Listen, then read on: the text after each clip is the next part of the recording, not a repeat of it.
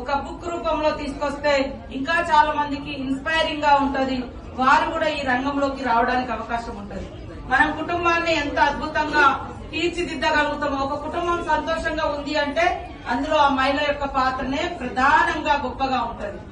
ఒక రోజు భర్త తీసుకొచ్చి ఇచ్చినా ఇయ్యకున్నా, ఒక రోజు తండ్రి తీసుకొచ్చి ఇంట్లో ఏమి ఇచ్చినా ఇయ్యకున్నా, ఉన్న దాంట్లో ఆ కుటుంబాన్ని సంతోషంగా ఉంచాలని ఎట్లయితే ఆడవాళ్లు తాపత్రయపడతారో, ఈ సమాజంలో కూడా మహిళలు అన్ని రంగాలలో రాణిస్తే తప్పకుండా ఆ సమాజము హ్యాపీగా ఉంటది, మరి సంతోషంతో వర్ధిల్లుతుంది. కాబట్టి ఖచ్చితంగా ఆర్థిక వ్యవస్థను మన కుటుంబంలో మరి నెలకు ఒక 5,000 రూపాయలు వస్తే ఆ కుటుంబాన్ని ఎట్లా పోషించాలని లెక్కలేస్తారో, ఈ రోజు మీరు పెట్టుబడి పెట్టి 5,000 పెట్టుబడి పెడితే దాని మీద ఎంత మనం పెట్టుబడి పెట్టినాం, ఎంత దానికి మనకు రిటర్న్స్ వస్తున్నాయి అనేది కూడా మీరు లెక్కలేసుకోగలుగుతారు.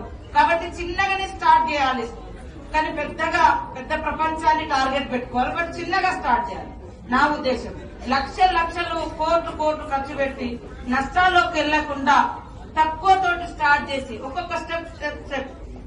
ఇప్పుడు ఎంతో మంది సక్సెస్ఫుల్ లీడర్ అంటే బిజినెస్ పర్సన్స్ పచ్చళ్ళు, పేపర్లు, లేకుంటే ఇట్లా ఏదేదో అన్ని స్టోరీస్ ఉన్నాయి.